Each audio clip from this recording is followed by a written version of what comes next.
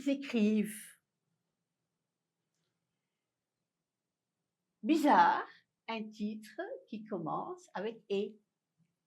Et pourtant, ils écrivent. Qui c'est le « il » Ça se rapporte à qui? Vous avez trouvé? Il, c'est certainement les ados. Et pourtant, ils écrivent. Donc, il y a un problème. D'accord? Les adolescents aiment toujours écrire. C'est vrai, c'est une réalité. La preuve, c'est qu'on voit que beaucoup de jeunes ont un journal, ce qu'on appelle un journal intime, dans lequel ils écrivent ce qu'ils ont fait pendant toute la journée. Et ainsi de suite, pendant toute l'année. D'accord? Alors, c'est pour ça qu'on dit que les adolescents aiment toujours écrire. Et n'écrivent sans doute pas moins, ni moins bien qu'avant. Ah. C'est-à-dire qu'ici on nous dit ils n'écrivent sans doute pas moins, ni moins bien qu'avant. Ils écrivent comme avant. Par exemple, avant ils écrivaient, disons, 2 pages par jour. Maintenant aussi, ils écrivent 2 pages par jour. C'est la même chose. D'accord? Ni moins bien qu'avant. Ils écrivent toujours bien. Pas de problème. Ils savent écrire, construire des phrases avec un sujet, un verbe, un complément. Des fois, ils veulent ajouter des choses. Ils peuvent, par exemple, ajouter un adjectif. D'accord? Par exemple, je dis cette fille est venue. Une phrase très simple. Cette fille est venue. Si je veux rendre cette phrase très longue, qu'est-ce que je vais faire? Cette petite fille, j'ai ajouté petite, l'adjectif. Je peux ajouter blonde, avec les cheveux blonds. Et aux yeux verts, ajouter ici le nom yeux et l'adjectif vert. Et qui est très gentil, j'ai ajouté un pronom relatif, qui. J'ai ajouté l'auxiliaire être. Et j'ai ajouté aussi un autre adjectif, gentil. Vous voyez comment on écrit plus? Comment on écrit moins? Moins, c'est le minimum. Le minimum demandé pour que tout le monde comprenne. D'accord? Voilà. Alors donc, et ils n'écrivent sans doute pas moins, ni moins bien qu'avant. C'est-à-dire qu'ils ne font pas de fautes. Mais, quand je dis mais, c'est-à-dire que il y a un problème, il y a une opposition. Le mais indique toujours une opposition. Contraire. Mais qu'est-ce qui a changé? Ce sont les formes. Comment on écrit maintenant? Et les supports d'écriture. Il y a de nouveaux supports d'écriture. Comme vous voyez, il y a par exemple le langage SMS. D'accord? Il y a beaucoup de personnes, par exemple, qui, au lieu d'écrire demain, ils écrivent le nombre 2 plus main pour dire demain. C'est un nouveau support que les jeunes, que les adolescents utilisent. Voilà ce qu'ils entendent par un nouveau support.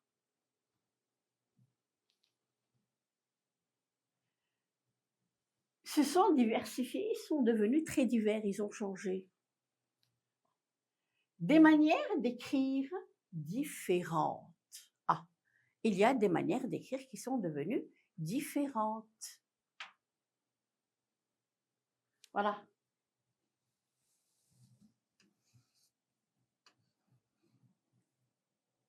Ils écrivent tant et plus, peut-être plus que jamais. Waouh! On nous dit quelque chose de très important. Hein?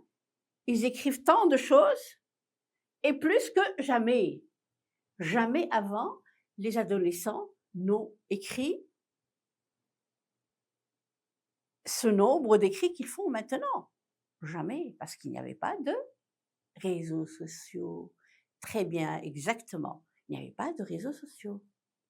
Donc maintenant, la raison qui a été à la base de ce changement, c'est l'existence des réseaux sociaux. D'accord? Bon. Mais comment? Certes, pas toujours dans la langue de Victor Hugo. Oui, c'est-à-dire Victor Hugo, tout le monde sait que Victor Hugo est un grand écrivain français. C'est celui qui est connu le plus pour avoir écrit Les Misérables, mais il n'a pas écrit que Les Misérables. Il a écrit bien d'autres choses, d'accord? Il a écrit, et c'est un poète et aussi un écrivain. Il écrit en même temps des poèmes, hein? Il a écrit Les Contemplations, qui est un recueil de poèmes très, très, très beau, Les Contemplations, d'accord? Et bien d'autres. Et surtout, il a écrit aussi des poèmes pour sa fille Léopoldine, qui est morte. Et après la mort de Léopoldine, Victor Hugo a été très peiné. Elle est morte d'une mort quand même un peu spéciale. Hein, je crois qu'elle était avec son mari sur une barque et elle s'est noyée. D'accord, donc son père, Victor Hugo, il a été très, très, très, très peiné par la mort de sa fille, Léopoldine. Et il a écrit beaucoup, beaucoup, beaucoup de poèmes pour sa fille, après sa mort. Donc, c'est pour ça qu'on parle ici de la langue de Victor Hugo, c'est-à-dire le français. Donc, ils n'écrivent pas toujours en français, ils écrivent en anglais. Peut-être ceux qui connaissent d'autres langues à l'anglais et le français, ils peuvent l'écrire. Hein? Voilà. En italien, en russe, en espagnol, pourquoi pas. Une spécialiste affirme: personne ne s'est vraiment penché sur l'écriture des jeunes. Hein? Elle fait un constat, une constatation. Elle dit que personne ne s'est vraiment penché sur l'écriture des jeunes, c'est-à-dire sur ce qu'écrivent les jeunes.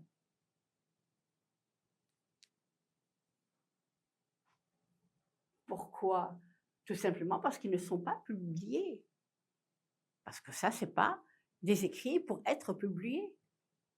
C'est des écrits entre amis, ou bien des écrits qui vont rester pour la personne seule, d'accord? Pour elle-même. Elle n'a pas écrit ça pour que les gens le lisent. Donc, c'est pour ça qu'il n'y a pas eu de publication. D'accord? Bon. On me demande souvent si je vois une dégradation au fil des années. Une dégradation, c'est-à-dire une baisse. Une dégradation. On était en haut et puis après, hein, on arrive en bas. Une dégradation. Dans le style, ils écrivaient bien avant, hein, ils avaient un bon style, d'accord? Et l'orthographe, est-ce qu'ils écrivent juste? Est-ce que le mot est bien orthographié? Est-ce que, par exemple, ils écrivent le mot orthographe avec T ici, entre le T et le O? Est-ce qu'ils écrivent le F, le son F, PH, ou bien ils écrivent faux? D'accord? C'est ça l'orthographe. Ce n'est pas évident. Hein? Ce n'est pas évident qu'il y ait une dégradation dans le style et dans l'orthographe, parce que finalement, on n'a rien devant nous pour juger de ça. Hein? C'est pour ça qu'on n'est pas sûr. Un journaliste du magazine Okapi suit de près l'univers numérique adolescent. Ah, Okapi, si je peux vous donner un conseil, c'est de lire les magazines Okapi. C'est pour les jeunes, c'est pour les adolescents. Et c'est des magazines qui sont très intéressants. Pourquoi? Parce qu'ils sont variés. Il y a tous les sujets possibles, tous les sujets qui vous viennent en tête. Vous pouvez les trouver dans Okapi, d'accord? Et donc, des sujets qui sont posés par les ados comme vous et auxquels des spécialistes peuvent répondre. Et des fois, vous avez des adultes et des adolescents qui répondent eux aussi à leurs camarades. D'accord? Je ne sais pas, par exemple, une qui a un problème parce que sa maman ne la laisse pas sortir la nuit avec ses amis. Donc, ça la dérange. Qu'est-ce qu'elle veut faire? Qu'est-ce que je peux faire? Elle se pose la question. D'accord? Est-ce que je dois me taire ou bien est-ce que je dois me disputer avec ma mère? Hein, est-ce que je dois entrer en conflit avec ma mère? Elle pose la question. Elle pose la question à qui? À tout le monde.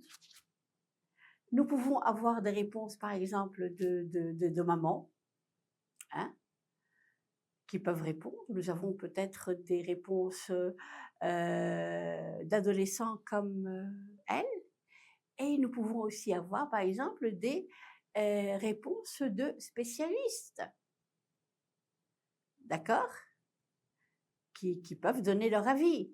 Est-ce qu'on c'est possible de laisser une fille de 14 ans, par exemple, qui est mineure et qui est jeune, très jeune, veiller la nuit, sortir seule la nuit pour aller danser ou pour aller à des booms? Donc, vous avez ici beaucoup d'avis qui vont certainement vous intéresser. Alors, ça va être non seulement de la lecture, non seulement vous allez voir un nombre de vocabulaire nouveau pour vous. Vous allez avoir aussi, puisque vous avez un vocabulaire nouveau, vous allez donc voir des orthographes qui sont, d'accord, très nouvelles pour vous, d'accord, parce qu'on dit une orthographe. C'est pour ça que j'ai dit nouvelle. Donc, tout ça, c'est un apprentissage pour vous. Et le conseil que je peux vous faire, que je peux vous donner, c'est que rien ne nous apprend mieux que la lecture. Rien ne nous apprend ni mieux ni plus que la lecture. Pourquoi? Parce que, mais à condition évidemment de ne pas lire ça comme un journal un hebdomadaire ou bien un quotidien, hein, pour vous voulez savoir des choses, c'est tout. Non. Vous devez le lire avec l'idée en tête d'apprendre. L'idée en tête d'apprentissage. Vous devez lire avec intérêt. Donc, vos yeux doivent agir comme un appareil photo. Vous photographiez le mot qui est nouveau pour vous et vous le gardez en tête. D'accord? Voilà. Alors, Le journaliste du journal magazine Okapi suit de près l'univers numérique adolescent, c'est-à-dire qu'il le suit de très près, il ne rate rien. Tout ce que les adolescents publient, lui, il le lit. Et donc, il essaye de savoir où est le problème. Bon. Les blogs ont en général une durée de vie de 2 ou 3 mois. Ah. Les blogs ne durent pas toute une vie. Leur durée de vie est donc de 2 à 3 mois. À votre avis, pourquoi? Hein?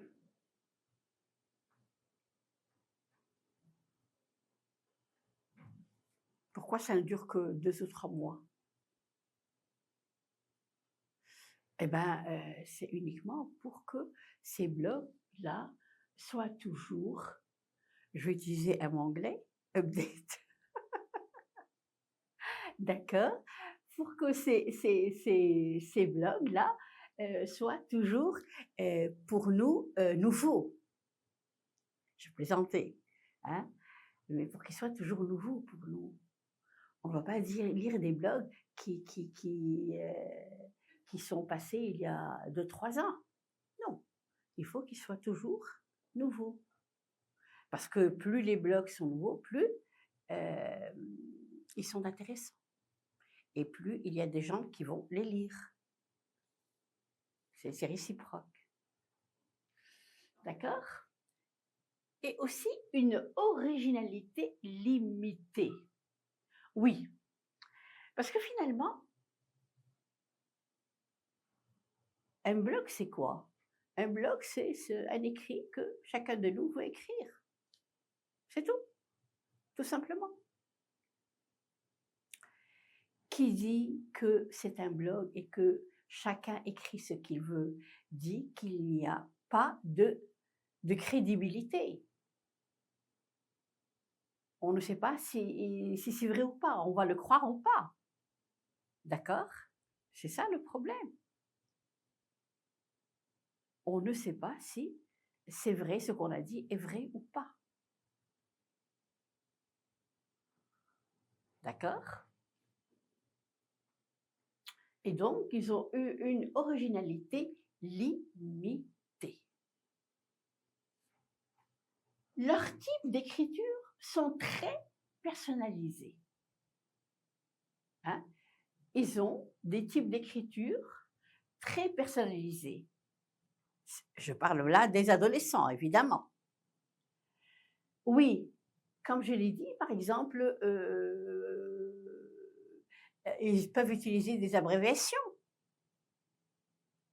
Des abréviations qu'ils ont inventées. Il y a des abréviations que tout le monde connaît. Par exemple, beaucoup, on écrit BCP.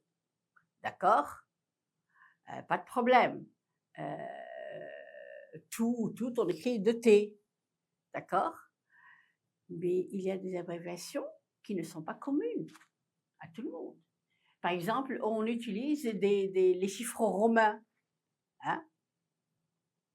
Très souvent. D'accord? Et eux, ils ont inventé d'autres choses avec des icônes. Hein? Les icônes comme il y a sur les ordinateurs et sur les tablettes. Hein, il y a des icônes. C'est ça, les icônes. Donc, c'est un mélange.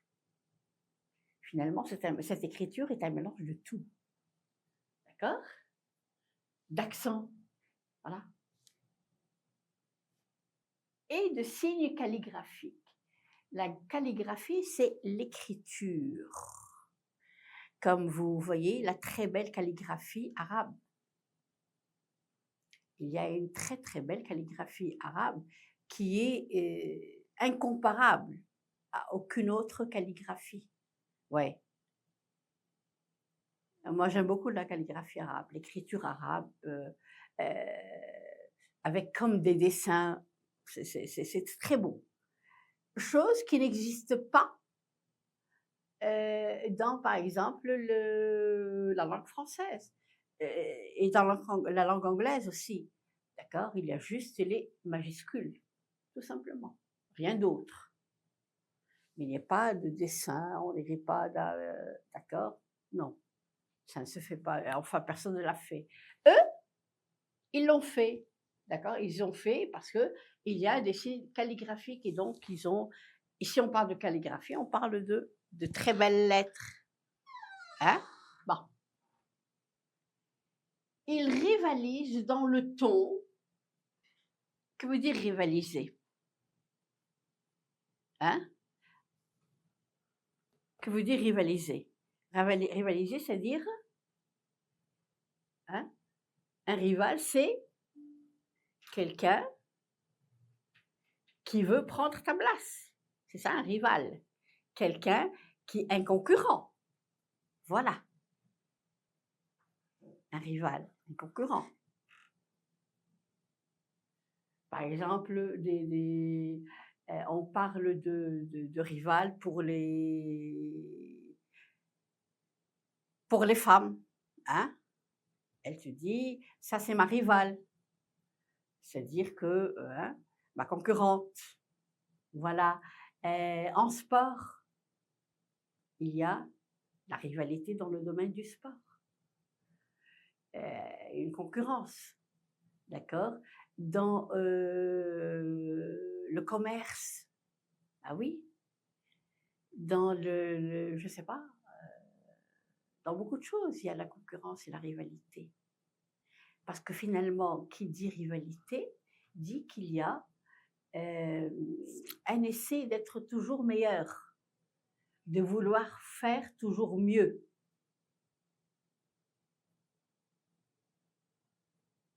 D'accord? Bon. Dans le ton, c'est sur le ton sur lequel on parle. Hein? Et évidemment, dans l'éloquence, on a un langage éloquent, c'est quand on a un langage qui est, comment dirais-je, élégant, d'accord? On sait choisir ses mots. Vous savez, dans le vocabulaire, il y a, si vous regardez par exemple une fois, amusez-vous à ouvrir le dictionnaire, le petit Robert. On l'appelle le petit Robert, mais en fait, il est très grand. D'accord? Essayez d'ouvrir comme ça, par curiosité, de le feuilleter et de voir. Vous verrez que par exemple, pour un seul mot, il y a 4 pages d'explication. Ben oui, et 4 pages, par exemple, d'utilisation différentes pour un seul mot.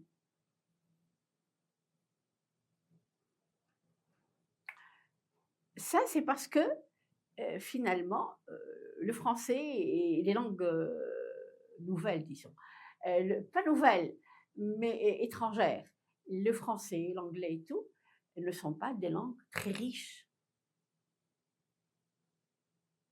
C'est tout à fait le contraire de la langue arabe. La langue arabe est une langue très riche puisque pour chaque mot, vous avez son sens. Rien à faire. D'accord? Donc ici, quand je parle de l'éloquence, il y a beaucoup de choix à faire entre les mots. Si je parle avec mon ami, je peux choisir un mot très simple, d'accord? Ça peut être un mot, un argot. L'argot, c'est par exemple, quand des amis parlent ensemble, bon, tout le monde sait qu'il y a, on dit la chambre. La chambre, c'est pour dormir. D'accord? Alors, quand je dis, par exemple, je parle de la chambre. D'accord? Tout le monde sait que c'est une chambre. Je peux ajouter une chambre. Et ce n'est pas obligatoire. Parce que tout le monde sait que la chambre, c'est pour dormir. Donc, je n'ai pas besoin d'ajouter à coucher. Mais si je dis, par exemple, une chambre à coucher, c'est par opposition à une pièce. Une pièce, ce n'est pas pour dormir. La pièce, c'est une pièce dans laquelle je m'assois, qui peut être la salle de séjour, que vous appelez le living. D'accord? Alors, donc, on a dit, je peux dire la chambre. Je peux, avec mon ami, je peux dire, je vais dans ma chambre, mais je peux dire aussi, c'est ma piole. Voilà l'argot.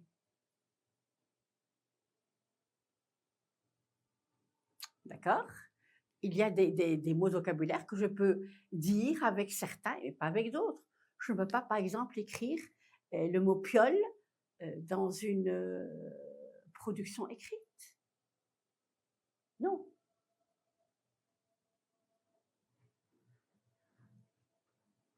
Voilà. L'humour. Ah. L'humour, c'est le fait d'être sympathique. Attention, sympathique, ici, ce n'est pas le sens que vous donnez en Égypte au mot sympathique. Non. Sympathique, c'est quelqu'un, c'est-à-dire qui raconte des blagues, qu'on aime écouter parce qu'il nous fait rire. Il est sympa, d'accord? Mais ce n'est pas le sens de sympathique en égyptien qui veut dire maigre. Non, pas du tout. Faites bien attention à ça. D'accord? On trouve donc un mélange de lettres capitales et de lettres minuscules. Pas grave.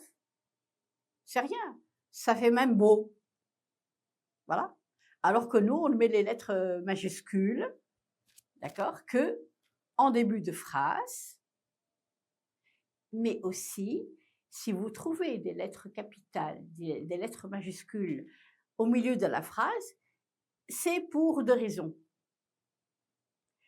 C'est soit que c'est un nom de personne et que donc, il faut le commencer par une majuscule. Par exemple, je dis Ahmed. Je mettrai A majuscule. Même si le mot Ahmed est en milieu de phrase. Quand je parle, par exemple, d'un fleuve comme le Nil, je dis le Nil coule en Égypte. D'accord? J'écrirai Nil avec un N majuscule. Le nom de pays, la France. France commence par un F majuscule. D'accord? Voilà. C'est les seules possibilités d'avoir une majuscule en milieu de phrase. Pour eux, non. Un mélange de lettres capitales, donc de lettres majuscules et de lettres minuscules. Destiné, alors, on vous dit ce mélange, hein, qui est destiné à traduire les dénuances dans leur pensée. Dans leur pensée, ils ont un mélange. Le mélange qu'ils ont fait ici, c'est un mélange qui existe dans leur façon de penser. C'est pour ça qu'il est très, comment dirais-je, il est très explicite. Il explique beaucoup de choses. Je ne l'ai pas fait comme ça au hasard, non. Si ils ont fait ce mélange de lettres capitales et de lettres minuscules, c'est parce que c'est voulu. Ils ont voulu montrer quelque chose qu'ils avaient à l'intérieur d'eux-mêmes et qu'ils ont voulu extérioriser. D'accord? Ou leurs émotions, ou au contraire leurs émotions. Qu'est-ce qu'ils ressentent qu'est-ce qu'ils ressentaient quand ils ont écrit ça? D'accord? De quoi rassurer les parents que le langage SMS inquiète. Ah oui, parce que justement, les parents sont très inquiets. Mais pourquoi ce langage SMS que vous voyez dans les réseaux sociaux, que les gens utilisent beaucoup? Pourquoi? Les parents étaient inquiets. Alors, on va leur expliquer d'après la Croix, l'auteur de ce document. Pour moi, c'était le sujet que j'avais été en numéro 2.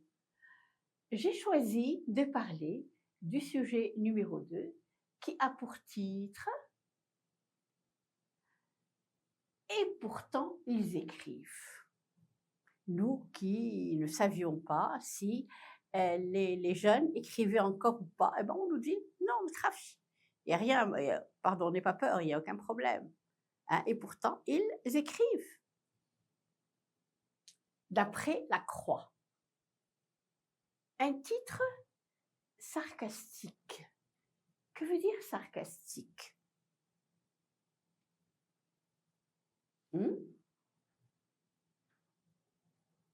Sarcastique, c'est-à-dire ironique, c'est-à-dire moqueur. Vous avez, voilà, 3 synonymes. Sarcastique, ironique, moqueur. D'accord? Oui, évidemment, quand je dis « et pourtant ils écrivent ». C'est-à-dire, c'est comme si on avait fait une découverte. Ah, vous savez que les jeunes écrivent quand même, et pourtant ils écrivent. Hein? Mais à leur façon. Qui en dit long sur les pensées de son auteur. Hein? Qui en dit long sur les pensées de son auteur. Mais qui devient, c'est-à-dire que certainement que l'auteur de ce document avait en tête quelque chose. Il avait pensé à quelque chose en écrivant ce titre-là. Mais qui devient rapidement explicite, qui s'explique par la suite. C'est très clair. D'accord? Comment? Grâce à l'effort de compréhension de l'univers numérique adolescent. Hein? Il devient explicite grâce à l'effort de compréhension de l'univers numérique adolescent. Quand on essaye de comprendre l'univers, parce que le numérique adolescent, c'est tout un monde, c'est un univers. L'univers, c'est le monde, d'accord? Numérique adolescent. Tellement de choses dedans. J'avoue que j'ai été étonnée en lisant ce titre ô combien ironique. Oui, je me suis dit, mais pourquoi est-ce qu'il dit ça? Pourquoi il a mis ce titre? J'étais très étonnée. Les jeunes sont-ils devenus sages au point de ne plus faire leurs commentaires inutiles, déplaisants et provocateurs? Oui, comment se fait-il que les jeunes ne font plus de remarques? Les remarques, c'est les commentaires. Des fois qui sont inutiles, qui ne servent à rien. Pourquoi tu fais cette remarque? Pourquoi tu as fait ce commentaire? C'était juste pour écrire? Hein? Déplaisants, des fois ils sont déplaisants. Et ils ne sont pas... on n'aime pas ce genre de remarques. Ça nous déplaît. Ça vient du verbe déplaire. L'adjectif déplaisant vient du verbe déplaire, c'est-à-dire qui ne nous plaît pas. D'accord? Et provocateur. Provocateur, c'est-à-dire qu'il provoque les autres. Hein? Quand on provoque quelqu'un, c'est-à-dire qu'on cherche à se disputer avec l'autre. On essaie de lui jeter comme ça un mot pour qu'il réagisse à ce mot.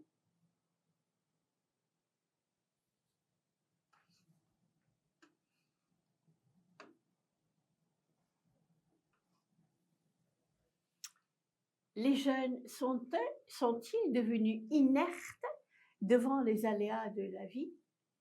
Inertes, c'est-à-dire qu'ils ne bougent plus, qu'ils ne réagissent plus. On se pose la question, si les jeunes n'écrivent plus, est-ce que c'est parce qu'ils sont devenus inertes? Ils ne veulent plus réagir devant les aléas de la vie, devant les problèmes de la vie, devant tout ce qu'il y a hein, tout ce qui se passe dans la vie? À ce point-là, ils sont devenus inertes, insensibles. Ils ne veulent plus réagir, ils ne peuvent plus rien écrire? Non. Ils ont tout simplement changé de méthode.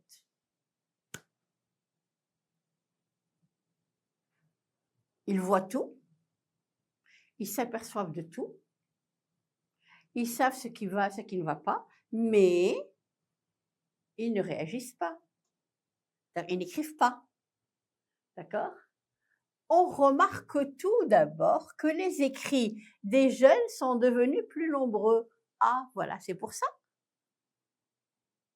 Ils réagissent, ils écrivent. Et leurs écrits sont même plus nombreux que jamais. Ils sont devenus plus nombreux que jamais. Mais plus dans la langue de Molière, eux aussi. Et moi, je vous ai donné un autre mot, expression, parce que généralement, on dit écrire dans la langue de Molière, ou bien parler dans la langue de Molière, ou bien chanter dans la langue de Molière. Molière qui est un dramaturge, c'est-à-dire qu'il faisait du théâtre au XVIIe siècle, je crois, XVIIe, voilà. Et c'est un dramaturge très connu. D'accord? Et il a écrit beaucoup de pièces théâtrales. Il a écrit, par exemple, Les Précieuses ridicules. Les Précieuses ridicules, c'est une pièce très sympathique parce que ce sont des femmes, un groupe de femmes, qui, pour faire bien, choisissent les mots les plus difficiles de la langue française et parlent dans cette langue. Hein? Et donc, c'est pour ça qu'il a dit, évidemment, les gens ne les comprenaient pas. Et il se moquait de ces femmes-là qui parlaient dans dans ce langage très pédant. On dit un langage pédant. P-E accent D-A-N-T. Hein? Un langage pédant. C'est-à-dire très sophistiqué, très... D'accord? C'est un langage qu'on n'utilise pratiquement pas. D'accord? Mais il existe. D'accord?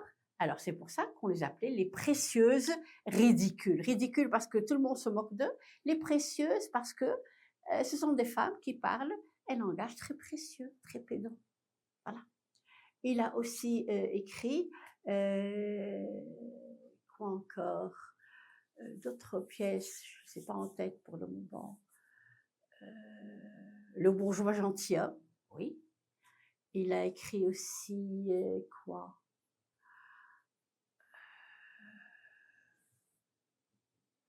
Le malade imaginaire.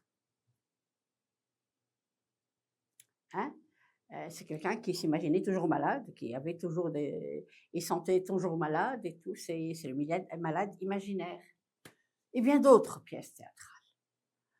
Alors, donc on dit toujours dans la langue, parler dans la langue de Molière. Ensuite, on peut vérifier et en avoir le cœur net et savoir si les jeunes qu'on a délaissés, c'est-à-dire on ne s'est pas occupé d'eux, savent encore bien écrire et bien orthographier ce qu'ils publient. Hein? On veut avoir le cœur net, on veut savoir si vraiment les jeunes dont on ne s'est plus occupé, on dit que par exemple, cet enfant est délaissé, c'est-à-dire que ses parents ne s'occupent pas d'eux. D'accord? Cet élève est délaissé, c'est-à-dire qu'en classe, les professeurs ne s'intéressent pas à lui, ne lui posent pas de questions. Délaissé. Alors, savent encore bien écrire, ils savent encore faire de belles phrases avec des... Hein, et bien orthographier ce qu'ils écrivent, ce qu'ils publient. Une question.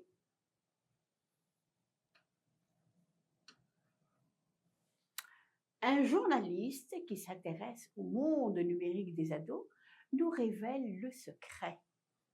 Il nous a dit, il y a quelque chose, il y a un secret. Quel est ce secret? Eh bien, il a dit que les ados ont inventé leur langue. Ah! Une langue personnalisée. C'est la langue des ados. Qui n'est pas routinière, hein? Elle n'est pas routinière, cette langue. Elle n'est pas monotone, hein? Comme la routinière, c'est-à-dire qui vient de la routine, d'accord? Qui n'est pas monotone. C'est pas une langue qui est monotone, qui nous ennuie, parce que la monotonie, c'est l'ennui, hein? D'accord? Mais tout en couleurs. Waouh, il y a beaucoup de couleurs. D'accord? En icônes. Et surtout, qui ne tient compte d'aucune obligation. Ouais. Il n'y a personne derrière nous pour nous dire « mets un S là, mets un accent circonflexe là, mets 2 F là ». Non, il n'y a pas. En effet, il est incompréhensible d'écrire des lettres puisqu'on ne les prononce pas. Il manque le « lait » ici, hein, puisqu'on ne les prononce pas. Et pour lesquels, mais attention, on ne les prononce pas, mais pour lesquels on est sanctionné si on ne les écrit pas. Ah. Par exemple, trait. Je mets un S à la fin, mais je ne le prononce pas. Mais si vous écrivez dans une copie, un devoir, trait sans S, vous allez être sanctionné. Ça va compter comme faute. D'accord? Par exemple, taux. T au accent circonflexe T. Si vous écrivez le T, je ne vous l'entendez pas, le dernier T. Hein? On ne l'entend pas. Mais si vous ne l'écrivez pas, vous allez être sanctionné aussi. Donc, les jeunes, ils ont enlevé tous ces trucs-là. Mais qu'est-ce que c'est que ça? Non, non, on n'en veut pas. D'accord? Ensuite, le S des verbes du premier groupe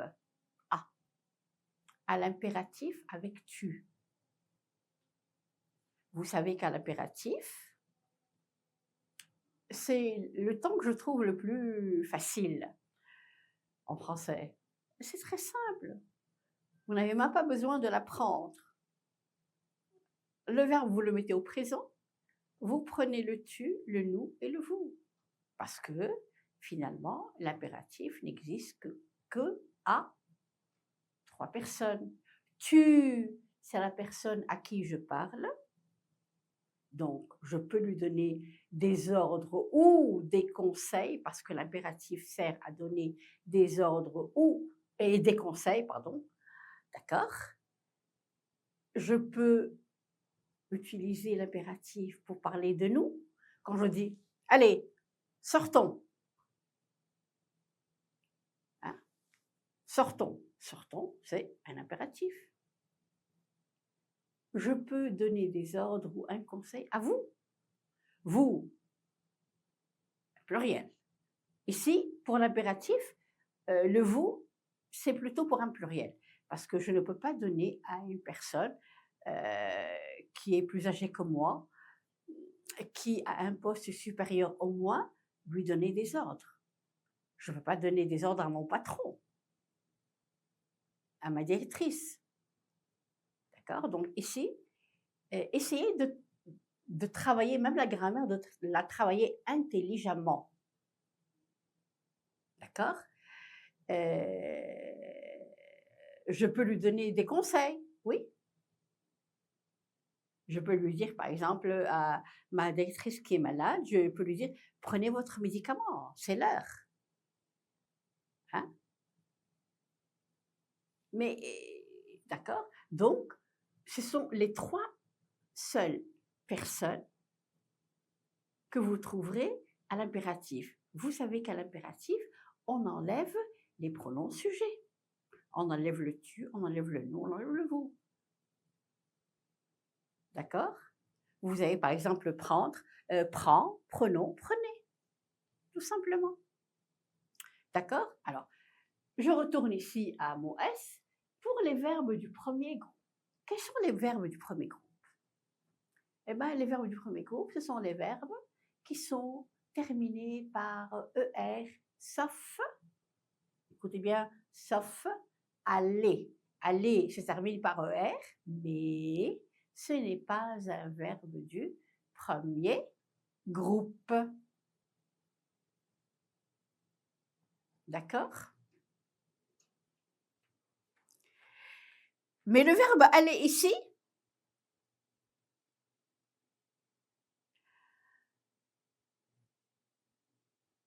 il y a le S à va. D'accord? On doit le mettre, le S. D'accord? On va le garder. Parce que qu'on enlève et remet devant le Y et le en. Oui. Par exemple, je dis parle de ce problème. J'ai enlevé le S de parle parce que c'est un impératif et il n'y a pas de problème. Parle de ce problème. Mais si je veux parle de quoi? De ce problème. Parler de quelque chose. Parler de quelque chose demande un COI. Hein? D'accord? Alors, vous avez ici parler de quelque chose. Vous avez parle. Je ne peux pas dire parle en. Regardez comme ça fait. Ouh, ça m'écorche les oreilles. C'est pas beau. Hein? À entendre parle en, on va dire? Non. Mais moi, hein? J'ai enlevé le S. Et alors? J'ai enlevé le S de parle. Parce qu'il était à l'impératif. Avec tu. Mais oui, on va le remettre maintenant. Pourquoi? Pour une question de prononciation. Parce que c'est plus joli à entendre quand on dit parle-en. On fait la liaison. Pourquoi? Parce qu'on a ajouté, on a remis le S qu'on avait enlevé. D'accord? Bon. Juste pour la prononciation. Uniquement pour la prononciation. C'est tout. Pas pour autre chose.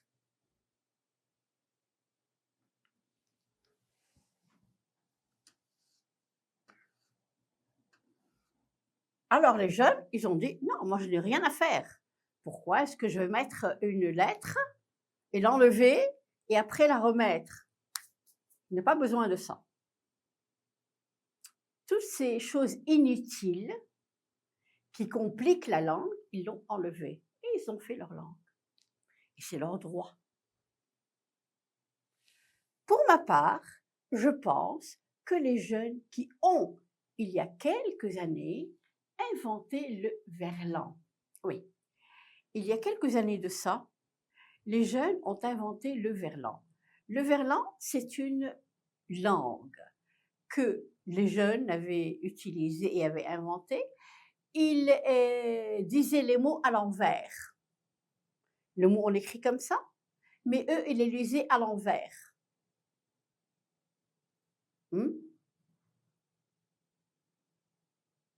À l'envers. Ça a donné le verlan. Pourquoi? Pour que les gens qui sont autour d'eux ne les comprennent pas. Ils peuvent dire ce qu'ils veulent et personne ne les comprend. tout simplement.